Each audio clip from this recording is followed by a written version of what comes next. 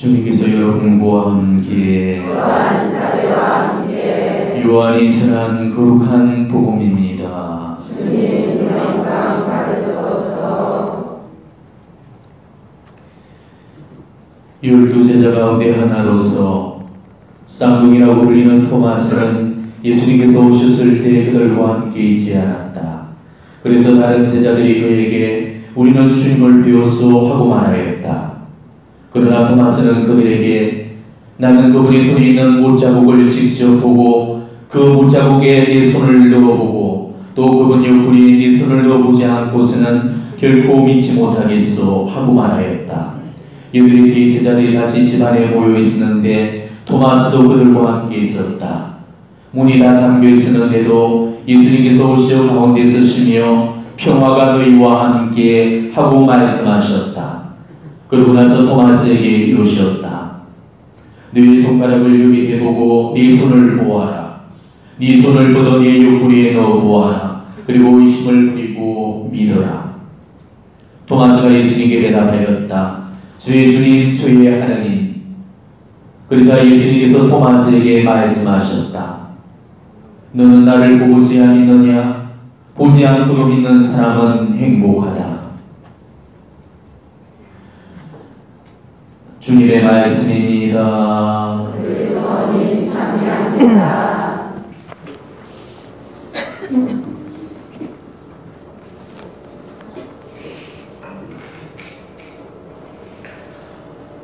네, 오늘은 토마사도 주일입니다. 12 제자들 가운데서 하나로서 또 쌍둥이라고 불려졌죠. 그리고 우리 교회는 전통적으로 토마사도를 부를 때 어떻게 부릅니까? 의심쟁이 토마 이렇게 부르고 있죠. 토마사도는 그만큼 의심이 많았던 그런 인물이었습니다. 자기 눈으로 본 것만 딱 믿고 남한테 듣는 그런 말은 콩으로 매주를 쏜다고 해도 절대 안 믿는 그런 전형적인 인물이었죠. 오늘 복음에서도 우리가 나와 있듯이 예수님께서 부활하셨다는 그 소식을 그 제자들로 하여금 듣게 되잖아요. 분명히 알려줬는데도 불구하고 토마스는 그거를 믿으려고 하지 않았습니다. 물론 토마스는 그 예수님의 부활 현장에 없었기 때문에 의심할 수밖에 없었겠지만은 그 이후에 나머지 제자들이 모두 목격을 하고 또 확인을 했음에도 불구하고 그리고 그 이야기를 들려줬음에도 불구하고 아예 믿으려고 하지를 않았던 것입니다. 예수님의 부활 발현을 한두 사람만 목격했던 것이 아니었죠. 여인네들도 봤고 또 엠마오 제자들도 봤고 뭐 베드로도 봤고 누구도 보고 누구도 보고 아마 목격자가 그 정도로 많았다면은 누구는 아마 쉽게 믿으려고 할 건데도 불구하고 토마사도는 믿으려고 하지를 않았던 것입니다. 자기 눈으로 보고 자기 손으로 이렇게 만져봐야만 믿겠다 이렇게 우겼습니다. 결국 토마스가 이렇게 떼짱을 놓는 통에 예수님은 한 번 더 이 현장에 나타나는 그런 수고를 하셔야 하셨죠. 우리 교회의 유명한 성화 중에 토마사도가 예수님의 옆구리에 난 그 상처를 들여다보면서 이렇게 만져보는 그런 성화가 있습니다. 근데 이 성서에는 이 토마사도가 예수님의 그 상처를 이렇게 만졌는지 안 만졌는지 나와 있지가 않죠. 근데 아마 틀림없이 토마사도라면은 예수님의 그 손에 난 못자국과 옆구리 상처를 모르긴 하지만 만져봤을 겁니다. 만져보고 그 사실을 확인했기 때문에 비로소 나의 주님, 나의 하나님 이렇게 고백을 할 수 있었을 겁니다. 토마사도의 의심은 단순히 오늘 이 복음에서 들려주는 그 한 가지 사건에만 그치지 않았죠. 우리 교회에서 내려오는 그런 전승에 따르면 성모님께서 운명하기 직전에 그 세계 각지로 흩어져서 복음을 전하고 있던 그 제자들이 우연히 성모님이 보고 싶어서 모두 예루살렘에 이렇게 모여들었다고 합니다. 그때 이 토마사도는 멀리 인도에까지 가 있었기 때문에 다른 제자들보다도 늦게 도착할 수밖에 없었던 거죠. 성모님은 제자들이 지켜보는 그런 가운데 병원이 눈을 감으시다고 그럽니다. 근데 제자들은 그 성모님의 시신을 거두어서 예수님께서 안치되셨던 그 돌무덤에 이렇게 봉환을 하셨죠. 그런데 늦게서야 토마사도가 그 예루살렘에 당도를 하게 됩니다. 했습니다. 하지만 이미 그때는 성모님이 돌아가신 후였고 성모님을 매장하고 난 이후였습니다.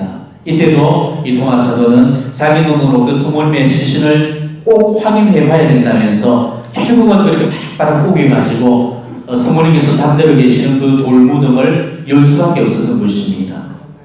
그런데 그 돌무덤을 열었을 때 이미 그 성모님은 계시지를 않으셨죠. 그 돌무덤 속에서는 아름다운 그 장기 향기만이 이렇게 가득히 풍겼다고 그럽니다. 바로 성모님의 몽소성전을 이야기하는 그런 전성입니다. 아무래도 토마스는 이만큼 의심이 많았습니다. 그런데 그렇게 의심이 많았던 그 토마스가 예수님을 참되게 믿었을 때 그가 어떻게 바뀌어졌고 어떻게 변모되었는지에 대해서 우리는 주목을 하셔야 됩니다. 의심 많은 토마스를 우리가 봐야 되는 것이 아니고 확신에 찬 그 토마스를 보는 게 우리의 과제라는 것이죠.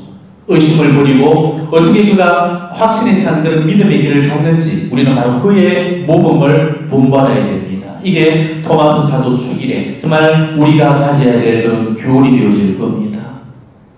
토마스 사도에 관해서는 이 요한복음에 단순하게 세 군데에 딱 언급이 되고 있을 뿐이고 그 어디에도 기록이 나와 있지 않아요. 때문에 토마스 사도에 관해서는 복음서를 통해서는 이 인물에 대해서 우리가 더 이상 알려고 해야 알 수가 없는 것이죠. 하지만 토마스 사도에 관해서는 이 황금전설이라고 불리는 여러 가지 그런 전성들이 우리 교회에 내적으로 많이 내려져 오고 있습니다. 말라바르 전성, 토마행전, 토마복음, 밀라포로 전성 이런 것들이 있는데 우리가 꼭 믿어야 될 그런 내용들은 아니니까 여러분이 단지 참조만 하시라고 제가 말씀을 드리겠습니다. 이 전성들 속에는 토마스 사도에 관한 여러 가지 그런 전설들이 언급이 되어 있습니다. 이 전성을 보게 되면은 토마스 사도는 불교 국가였던 인도에 가서 복음을 전한 걸로 이렇게 기록되어 있습니다. 그리고 그렇게 의심이 많았던 그 토마가 가장 그 먼 선교지까지 이렇게 정교를 했다는 것, 이건 정말 아이러니한 일이 아닐 수가 없죠. 인도의 그 첸나이라는 그 도시에 가보면은 토마스 사도의 무덤이 있습니다. 그리고 그 무덤 위에 바로 성 토마스 대성전이 세워져 있어요. 12사도의 그 시신 위에 세워진 세계 3대 교회 중에 한 가지입니다. 자, 그 3대 교회가 뭐죠? 로마의 성 베드로 성당, 그리고 스페인의 산티아고의 그렇죠, 성 야고보 성당, 그리고 인도의 이 첸나이에 있는 성 토마스 성당, 이렇게 세 성당이 있습니다. 근데 전설에 의하면은 이 사도들이 복음을 전하기 위해서 사방으로 흩어질 때 토마스는 인도를 배당을 받았다고 그럽니다. 그런데 토마스 사도가 인도에 가는 것을 주저하니까 이때 예수님께서 기적적으로 개입을 하셔서 인도 왕실의 궁전을 짓는 몫으로 팔려가도록 그렇게 안배를 하셨다는 거죠. 근데 그곳에서 이 왕궁의 그 건축 자금을 가난한 사람들을 위해서 그걸 다 써버립니다. 결국은 왕의 노임을 싸게 되고 그래서 감옥에 갇히게 되죠. 그리고 주님의 도우심으로 기적적으로 탈출을 했다고 전했습니다. 자, 토마스 사도가 어떤 수호 승인이시죠? 건축가 목수의 수호 승인으로 우리 교회가 공격을 하고 있죠. 바로 방금 이야기했던 이 전승에서 유래되기 때문입니다.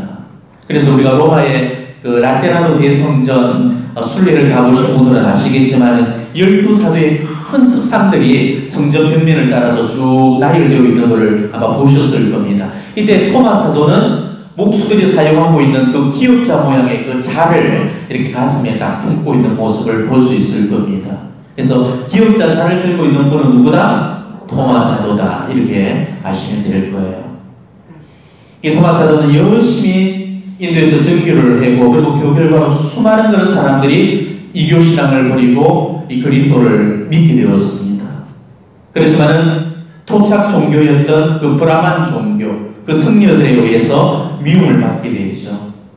왜냐면은 브라만 세계에서 이교신앙, 자기들로서는 그리스도교 신앙이 이교신앙이었으니까 그 낯선 이교신앙이 들어와서 브라만 신앙을 지금 회파한다고 생각을 하고 대대적으로 박해를 일삼게 됩니다. 그래서 브라만 성녀들이 이 토마스 사도를 죽이려고까지 했죠. 이때 토마스 사도가 어느 한 동굴로 피신을 해서 거기서 하나님께 간절히 매달리면서 기도를 하시게 됩니다. 근데 그때 얼마나 간절히 뜨겁게 기도를 했는지 토마 사도가 이 두 팔을 올려서 이렇게 기도했던 그 바위가 녹아가지고 두 팔 자국이 그 바위에 웅풍 패여 있다고 그럽니다. 그래서 인도의 그 성토마스 대성당에는 그 바위가 지금도 그대로 보존이 되어 있습니다. 바로 그때 주님께서는 이 토마스의 그런 간절한 기도에 응답을 해주셨고 이 동굴 천장에다가 구멍을 뚫은 그런 이적을 내리셔서 그 토마스를 구출해 내셨다고 그럽니다. 이렇게 토마 사도는 인도에서 선교를 함으로써 20년간 그렇게 열심히 선교 활동을 한 것으로 기록되어 있습니다. 그리고 AD 72년에 순교를 했다고 전해져 오고 있습니다. 그리고 순교 1화에관해서도 전해져 내려오고 있죠. 어느 날 토마 사도가 기도 중에 분함한 승려가 던졌던 그 죽창에 맞아서 이렇게 피를 흘리게 됩니다. 그리고 그 흘려진 그 피를 흘리는 순간에 그 흘려진 피가 바위 위를 떨어지면서 바위를 갈라놓게 되고 그 갈라진 그 틈새로 이 샘물이 솟아났다고 그럽니다. 그래서 지금도 그 샘처럼 갈라진 그 바위iter에서 끊임없이 샘물이 솟아오르고 있고 이 인도 그리스도인들은 그 토마 사도의 그 피로 갈라진 그 바위 위에서 나오고 있는 이 샘물을 지금도 성스러운 그런 물로 여기고 있다고 그럽니다. 아무튼 토마 사도는 그렇게 창에 맞은 채로 자신이 키웠던 그 제자들을 마지막으로 만나기 위해서 지금 현재 토마산으로 불리고 있는 그 언덕을 사력을 다해서 올라가시게 됩니다. 그리고 피를 너무 많이 흘린 탓에 그 언덕에 올라서 마지막 장렬한 그런 치료를 맞이하게 되십니다. 뭐 이외에도 여러 가지 그런 어떤 전설들이 많은데 제가 몇 개만 이렇게 소개를 하는 거니까 이거는 뭐 믿거나 말거나 가려서 들으시면 되는 내용입니다. 교황 바오로 6세께서는 이 토마 사도 순교 1900년이 되던 1972년에 이 토마 사도를 인도 교회의 주보 성인으로 이렇게 선포를 하셨습니다. 그래서 인도 교회는 바로 토마 사도를 주보자로 모시고 있는 거죠. 현재 토마 사도의 그 사도는 그 유해는 전 세계 곳곳에 이렇게 봉안이 되어 있습니다. 현재 토마 사도가 예수님의 늑방에 넣었던 그 이 손가락 있죠? 이 손가락은 지금 로마의 성 십자가 성당에 지금도 그대로 보존이 되어 있다고 합니다. 자, 우리가 알고 있는 그 인도는 이교 신앙의 나라죠. 그죠? 신들의 나라입니다. 12억 인구 중에 대부분이 힌두교 신자들입니다. 현재 그 많은 인구들 중에 이 가톨릭 신자가 고작 1730만 명에 불과합니다. 우리로 봐서는 많은 것 같지만 인구 전체로 따지면 2%도 되지 않는 비율이죠. 그런데도 그 힌두교가 지배하는 그 세상에 가전 우상 그리고 그 외에도 이교 신앙들이 복속되고 있는 그 인도에 이 그리스도교 신앙이 전파되었다는 그 사실만으로도 매우 깊은 그런 의미를 가질 겁니다. 하지만은 아직도 너무나 많은 그야말로 절대 다수의 그런 영혼들이 지금도 여전히 이교 신앙에 사로잡혀 있는 겁니다. 인도 캘커타에 그 사랑의 선교 수도를 세워서 이 하나님의 사랑을 전하려고 했던 이 마더데레사 수녀님의 그런 놀라운 꽃에도 불구하고 지금도 여전히 인도는 이 우상 숭배와 또 이교 신앙이 건전이 되지 않고 있습니다. 지금도 인도는 그야말로 우상과의 전쟁이라고 할 정도로 그런 우상 숭배가 만연하고 있고 그래서 그리스도교 인도에 들어갔던 그런 그리스도교 종파들이 치열한 그런 선교 전쟁을 지금 치르고 있습니다. 아마 중동과 더불어서 그리스도교 타락이 가장 극심한 그런 나라 가운데 한 곳이 바로 인도일 겁니다. 지금도 우리 그리스도인들이 그야말로 엄청난 우리 상상을 초월할 정도의 그런 박해를 받고 또 순교를 당하고 있고 처참하고 참혹하게 지옥도 피를 흘리면서 죽어가고 있습니다. 지금 짧은 동영상을 하나 보실 건데 인도의 그 오리사 지방에서 있었던 그리스도교 박해와 탄압의 그런 과정에 관한 그런 영상입니다. 너무 잔인하고 끔찍한 그런 영상이 많았기 때문에 제가 최소한 편집된 그 영상을 가려서 여러분들에게 짧게 이 소개를 해드리는 겁니다. 이것보다 그 상황은 훨씬 더 심각하다는 것만 아시고 오늘 이 동영상 봐주시면 되겠습니다.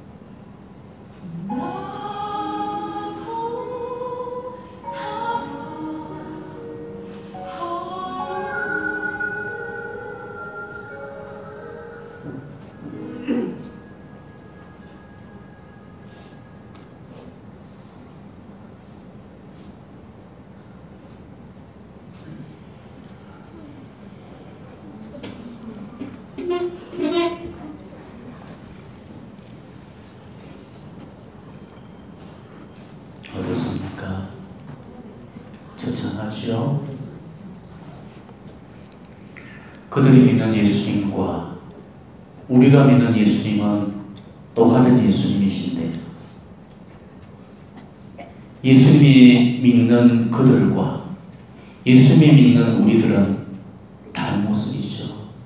우리는 오늘 토마스 사도의 또 순교 이야기를 통해서 그리고 이제 곧 맞이하게 될 또 김대건 신부님의 또 순교를 기념하는 그날을 우리가 맞아서 다시 한번 우리가 순교에 대한 그런 열망과 그런 결의를 새롭했으면 좋겠습니다.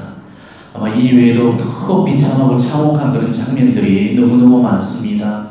이거는 개신교의 그런 장면이지만은 실제 우리 가톨릭 안에서도 미사를 봉헌하는 그런 사제가 바로 그 자리에서 걸려가서 살해를 당하고 그 자리에서 수녀들이 집단 성폭행을 당해서 또 처참하게 또 집단 학살을 당하고 많은 신자들이 맞아 죽고 산채로 화행에 처해져 죽기까지 합니다.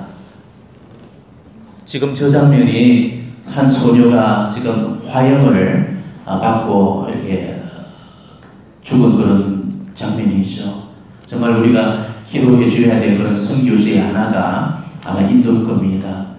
인도의 그리스도교로 우리 교회를 세우신 이 토마 사도께 우리 인도 교회를 이끌어 주시고 정말로 인도의 불쌍한 영혼들을 각별한 보살핌과 그런 천국의 큰 은혜로서 이끌어 주시기를 우리가 다 함께 정부를 청해야 될 겁니다. 네, 아무튼 이 토마 사도는 예수님의 12사도들 중에서 가장 확실한 그런 신앙 고백을 남겼죠. 뭐라고 그랬습니까? 나의 주님, 나의 하느님. 의심을 버리고 믿으라고 했었을 때, 그리고 그것을 정말로 믿었을 때, 그는 이 세상 그 누구도 감히 내어놓지 못할 위대한 신앙 고백을 남겨놓았던 것입니다. 구유 시절에 우리는 고향 성체를 할 때마다 그리고 성체를 우러를 때보다 마다 우리는 네 주시오 네 천주시오시로소이다 이렇게 외쳤죠. 아마 구교 시절의 교우님들은 다 아실 겁니다. 그리고 우리가 그렇게 한번 외울 때마다 7년 한대사가 주어졌습니다. 지금은 이 7년이라는 그런 기한은 폐지가 되었지만 지금도 여전히 그 한대사는 유효하게 지금 이루어지고 있죠. 때문에 여러분이 고향 성체할 때는 정말로 성체 안에 현존해 계시는 그 예수님을 의심 없이 내가 믿고 있다는 그런 의미로 내 마음속으로 나의 주님, 나의 하느님 이렇게 우리가 신앙 고백을 하시기를 바랍니다. 그게 바로 성체 안에 계시는 하느님께 우리의 살아있는 그 신앙을 고백하는 그런 방법이 되어질 겁니다. 우리는 이 토마 사도를 의심쟁이라고 이렇게 부르면서 꼭 남 얘기하는 것처럼 그렇게 말하고 있지만은 토마 사도는 바로 어쩌면 우리 모습에 대변하고 있는 우리의 또 다른 그런 자화상이 되어질지도 모른다는 것이죠. 자, 여러분은 지금까지 하나님을 믿으시면서 한 번도 의심하고 믿었다고 말할 수 있겠습니까? 그래도 토마 사도의 이 의심은 단 한순간의 의심이었죠. 그리고 토마 사도는 이내 그 의심을 극복을 했습니다. 그렇지만 우리의 의심은 우리는 믿음이 시험이 들 때마다 우리 의심은 생기고 있거든요. 우리 하나님을 정말 그 의심 없이 믿어드린다는 거 물론 많이 하시겠지만 이거는 절대 쉬운 일이 아닙니다. 신앙이라는 것은 보지 않고 믿는 거고 우리는 보지 않고 믿어서 행복한 사람이라고 예수님께서 그렇게 말씀하셨잖아요. 그런데 실제로 이 우리 삶을 보면은 우리 삶의 순간순간에 하나님께 대한 그런 신뢰가 실종이 되어버리는 순간이 얼마나 많습니까? 물론 편하고 수월하고 행복할 때는 주님 믿습니다 그런 말절로 나오죠. 그렇지만 정말 어렵고 힘들고 고달픈 그런 어두운 밤을 통과하고 있을 때는 주님 믿습니다라는 소리가 잘 나오지 않습니다. 자, 의심이라는 건 언제 생기는 것입니까? 믿지 못할 때 생기는 게 의심이죠. 따라서 내가 의심하고 있다는 것은 믿지 못하고 있다는 증거입니다. 믿어준다는 거고 정말 신고 같지만은 믿어주려면 대단한 신뢰가 있어야 가능한 겁니다. 요즘은 부모 자식 간도 서로 믿지를 못하고 부부도 서로 믿지를 못하고 심지어 자기 자신도 믿지를 못하잖아요. 이런 세상에 우리가 남을 믿어준다는 게 절대 쉬운 일이 아니죠. 예수님과 나와의 그런 올바른 관계 형성에도 우리가 항상 그 밑돌이 되어주는 게 바로 이 그 신뢰의 부족, 즉 의심입니다. 예수님은 지금 나를 잘 믿어주시는데 내가 예수님을 믿어드리기가 너무너무 힘이 들다는 거죠. 자, 우리가 성경을 보게 되면은 성경은 그 책 한 권이 온통 약속과 희망으로 도배가 되고 있죠. 책 한 권이 그야말로 하느님 약속의 보증으로 채워져 있습니다. 얼마나 희망적인 말씀을 담고 있고 우리에게 위로를 주고 있고 용기를 주고 힘을 주는 그런 말씀으로 채워져 있습니다. 그런데도 실제로 내가 힘들고 지치고 외롭고 공공할 때는 그 많은 그런 위로가 되는 그런 말씀들이 하나도 위로가 되어주지 못하고 힘이 되어주지 못하고 희망이 되어주지 못하고 있다는 것이죠. 나를 사랑하신다는 그 말씀도 믿기 힘든 날이 우리한테는 너무너무 많습니다. 나와 함께 해주시겠노라는 그 말씀도 믿기 어려운 순간이 너무너무 많죠. 아무리 보려고 해도 그 하느님 사랑이 안 보여지는 겁니다. 아무리 옆을 보고 앞을 보고 뒤를 보더라도 나와 함께 해주신다는 분이 내 곁에 안 계시는 거죠. 아마 여러분들도 다 그런 체험을 가지고 계실 겁니다. 저 역시도 어느 순간부터 그랬습니다. 제 영성 생활이 이 어두운 밤에 들고서부터는 이런 의심이나 이런 회의들이 계속적으로 늘어나고 있습니다. 제가 지치고 힘들고 또 아프고 고달플 때면은 주님을 향한 그런 의심의 농도도 점점 짙어지는 거죠. 진짜로 내 삶에 예수님이 안 계신 것 같고 예수님이 느껴지지를 않는 것입니다. 말씀으로는 수도 없이 들어서 알죠. 내가 언제나 너와 함께 있겠다는 거. 그런데 막상 내 고통이 이거는 현장 속에는 언제나 예수님은 너무 나만 있는 것 같고 주님, 제가 이렇게 지금 힘들어할 때 당신은 도대체 어디에 계셨습니까? 이런 환경이 아마 절로 나올 때가 많으실 겁니다. 여러분들도 십자가 이야기 많이 들어서 아시겠죠? 네 인생에서 정말 편할 때는 그 내 인생길에 4개의 그런 발자국이 찍혀 있다가 내 인생의 어려운 순간에는 2개의 발자국밖에 없어서 하나님께 왜 내 어려운 순간에 당신이 안 계셨습니까? 왜 이 2 발자국밖에 찍히지 않았습니까? 그러니까 하나님이 내가 너를 대신해서 너를 업고 간단다 하는 그 이야기 다 하실 거예요. 우리가 아무런 근심걱정이 없을 때야 이런 이야기를 들으면 감동을 얻게 되죠. 그렇지만 지금 내가 당장에 비난 끝에 쓰게 되고 가시밭길을 걷고 있을 때는 그 이야기마저도 도저히 우리는 신뢰를 하지 못하게 되는 것입니다. 어떤 문제 앞에 내가 그렇게 기도하고 매달리고 울부짖었는데도 하나님이 내 기도에 응답은 안 해주시고 끊임없이 침묵만을 지키고 그렇게 계실 때 그 순간 우리는 하나님의 부재를 느끼게 되죠. 하나님이 내 삶에 실종되었습니다. 하나님이 내 삶을 떠나신 것 같습니다. 내가 하나님께로부터 버림받은 느낌을 받게 되죠. 분명히 늘 함께 해주시겠다고 약속하셨는데도 바로 그 순간에 안 계시듯이 그렇게 느껴질 때 하나님이 진짜 계시나 안 계시나 의심이 되면서 내 믿음이 흔들리는 그런 경험들을 아마 여러분이 한두 차례씩은 가지고 오셨을 겁니다. 바로 그런 순간에 의심을 버리고 믿으라는 그 말씀 앞에 그 신뢰할 수 있는 그런 사람들이 과연 몇이나 되겠습니까? 내가 예수님을 믿어드려야 예수님도 나를 믿어주실 건데 우리는 그게 정말 안 되는 것입니다. 아마 예수님은 우리한테 그러실 것 같아요. 네가 나를 못 믿는데 내가 너를 어떻게 믿겠냐고. 그래도 우리는 봉헌하면서 살고 있는 그런 사람들이죠. 우리가 그토록 물릴 만큼 진릴 만큼 말하고 있는 그 봉헌이라는 게 뭡니까? 믿고 맡기고 의탁하고 신뢰한다는 것. 근데 정말 믿고 맡기고 의탁하고 신뢰하고 있냐는 말입니다. 우리 중에 정말 내 삶의 희도이라 그 전부를 다 믿고 맡기고 의탁하고 신뢰하면서 살아가고 있는 그런 사람들이 과연 몇이나 되겠습니까? 저부터가 반만 믿고 반만 못 믿을 때가 그렇게 태반입니다. 어떤 때는 제게 주시는 그 말씀의 보존조차도 믿지를 못해서 떼기장을 쳐버릴 때도 많거든요. 이런 우리들이 뭘 믿어드리고 뭘 맡겨드리고 뭘 의탁하고 뭘 신뢰한다는 말입니까? 이 믿고 맡기고 의탁하고 산다는 것 결코 말처럼 쉬운 일이 아니라는 사실을 여러분이 아셔야 됩니다. 때문에 입으로 봉헌했다는 그런 말 제발 쉽게 내놓지 마십시오. 내가 지금 봉헌하면서 살고 있다는 말 제발 입 밖으로 쉽게 내놓지 마십시오. 편한 날에 하는 그런 봉헌을 우리가 봉헌이라고 말할 것 같으면 정말 개나 소나 다 할 수가 있는 게 봉헌이죠. 그거는 봉헌을 한 게 아니고 봉헌식을 한 것입니다. 나는 지금까지 봉헌을 몇 번 해봤다 웃기는 소리 하지 마시오. 봉헌식을 해본 거지 봉헌을 한 것은 아닙니다. 한복 곱게 빼입고 앉아서 이 성모상 앞에서 사진이나 텅텅 찍고 앉아서 그거를 봉헌이라고 착각을 해서는 안 된다는 거죠. 우리가 진짜 봉헌이라고 말하려면은 정말로 내 믿음이 뿌리째 뽑힐 것 같은 그런 맹렬한 도전을 받는 바로 그 순간에, 정말 하느님이 안기시던 느껴지는 그런 막막하고 암울한 그런 순간에 아무도 없이 나 혼자서만 있는 것 같은 그런 내부적인 절대의 고독이 그런 순간에조차도 그 하나님을 향한 그 간단한 신뢰의 줄을 붙들고 앉아서 하나님을 향해서 그래도 주님 그래도 믿습니다. 주님 그래도 당신을 신뢰합니다. 눈물로 고백하면서 울부짖을 수 있는 그 사람이 진짜로 복음된 사람이죠. 이렇게 삶을 살아내는 사람이 진짜 복음된 사람이 맞는 거예요. 그런 의미에서 보자면은 저는 지금까지 단 한 번도 복문다운 복음을 못 해본 것입니다.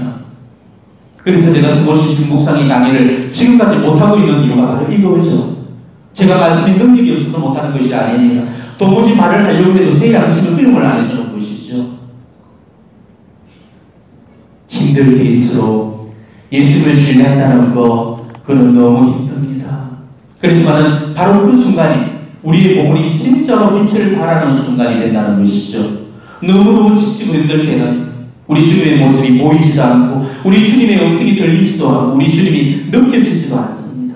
그렇지만은 그 주님 모습이 보이지 않는 바로 그 순간에는 우리 주님이 계시다는 사실을 우리는 믿을 수 있어야 됩니다. 우리 주님의 음성이 들리지 않는 그런 순간에조차도 우리 주님이 여전히 내게 말씀하고 계심을 우리는 믿을 수 있어야 된다는 것이죠.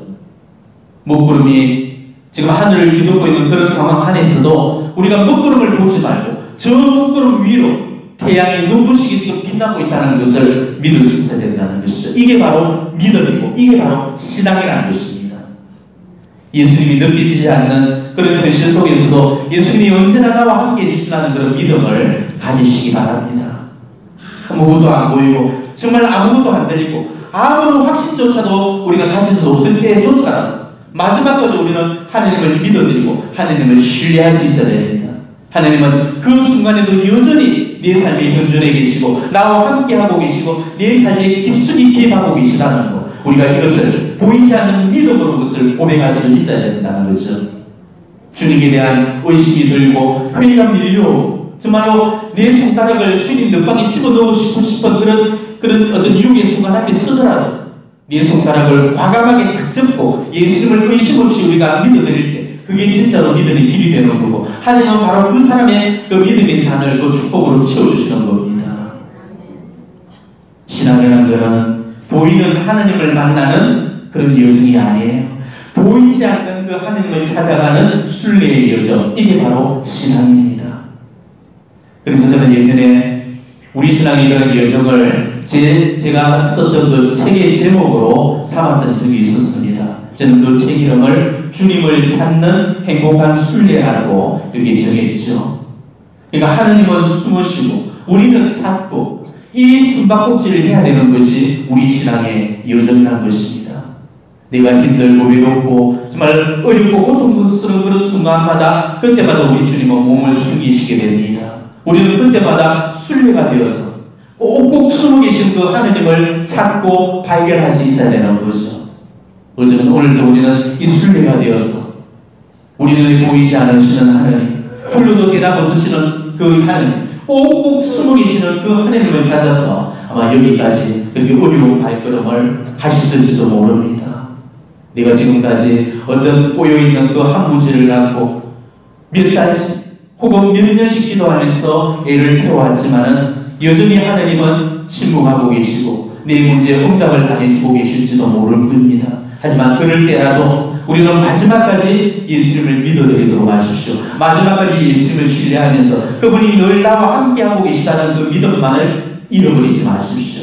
머지않아서 분명히 임마누엘의 주님께서 여러분을 찾아오실 거고 여러분 앞에 모습을 드러내 주실 겁니다. 그리고 반드시 여러분의 문제에 대한 그런 답을 예수님 친히 선물해 주실 겁니다. 바로 그런 희망으로 우리가 7월 오늘 2000살이 되는 이 미사, 주님을 향한 내 신뢰를 온전한 믿음으로 드리면서 이 미사를 봉헌하시기를 축원합니다.